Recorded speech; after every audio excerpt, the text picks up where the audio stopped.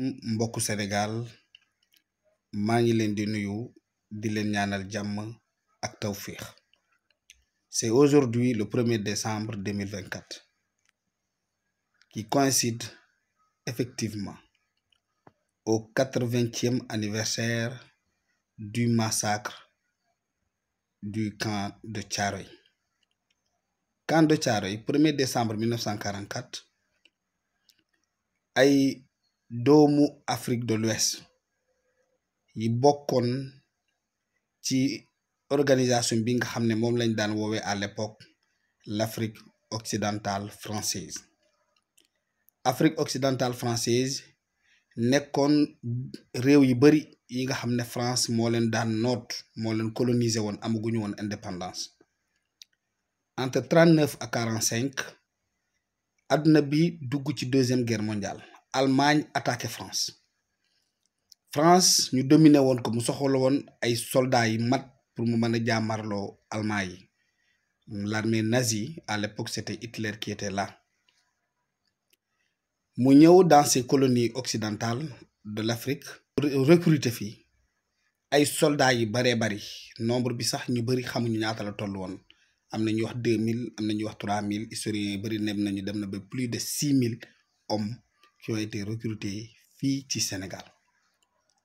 buñ demee xeexal France ba France am victoire ñu bari des fa parce que dañ leen boom ñu bari nazi yi jàppoon leen def leen ay prisonniers ñenn ñi ñu delloo si leen fii ci réew mi ñu boole leen ñu nekk fii ci campu Thiaroye ñuy xaar France fay leen lu ñuy woowee pécule maanaam seen ndàmpaay ginnaaw guerre gi bu mu jeexee ginnaaw bu ñu ñibbisee France xaw a yéexal mbir yi ñoom ñu commencé di manifester ci biir camp Thiaroye France jël ay mitrailleuses dajale leen ci benn ci diggu camp bi boom leen tiire leen massacre leen nit ñi nag di werante ci nombre bi ñii ñoo ngi naan 40 personnes la woon ñenn ñi dinaa 70 personnes waaye am na historien français yoo xam ne nee nañu ay téeméeri soldats lañu boom fii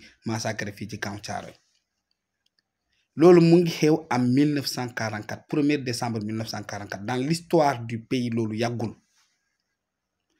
tey loolu gàcce la ci ñun africains yi li nga xam ne fii la xew ci suñu biir réew au Sénégal à Dakar capitale du Sénégal ñun ñu ñàkk xam ñaata nit ñaata soldaaru africains yi demoon xeexali France lañu boom fii ci camp Thiaroye gàcce la ci ñun africains yi ñuy demander France di reconnaître ne moom massacre la fi def gàcce bu rëy la crime massacre mënul xewee sa biir dëkk. À l'époque on avait des intellectuels, nous avions Blaise Diagne, nous avions même Ablaye Wade, on avait Mamadou Dia, mais nous avions même Cheikh Anta Diop, un grand historien, nous avions Léopold Sédar Senghor qui était là, nous avions des intellectuels qui enseignaient ici à l'école William Ponty, des enseignants.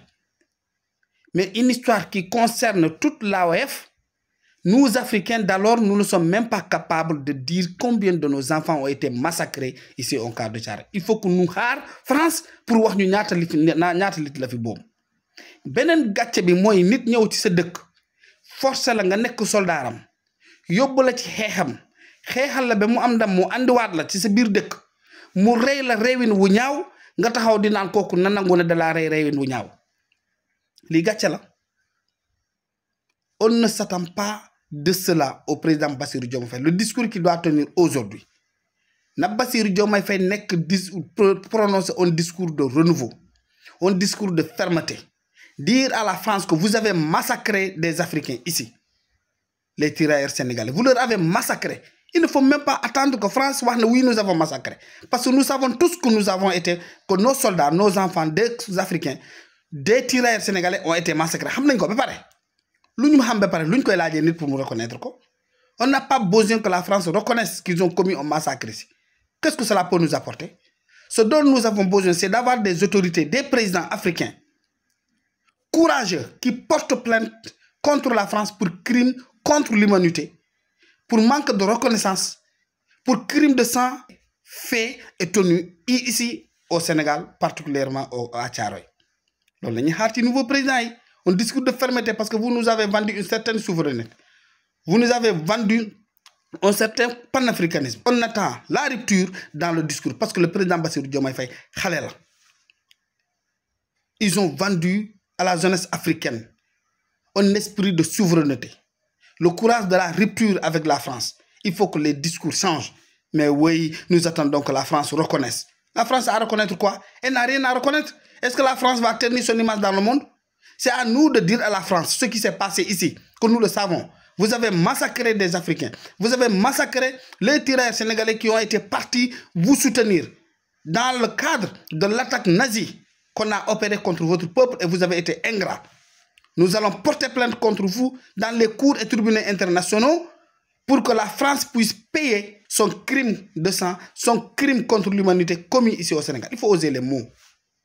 Mais nit ñew door la news la ba ngay bëgg de dam say bëñ nga dess ak sa gémmiñ nga naan ko kontel ma ñaata bëñ nga dam ci sama gémmiñ kontel ma ñaata bëñ nga budd ci sa bëñ yaa ngi ak sa gémmiñ yaa ngi ak say bëñ xam nga ñaata bëñ fa manqué.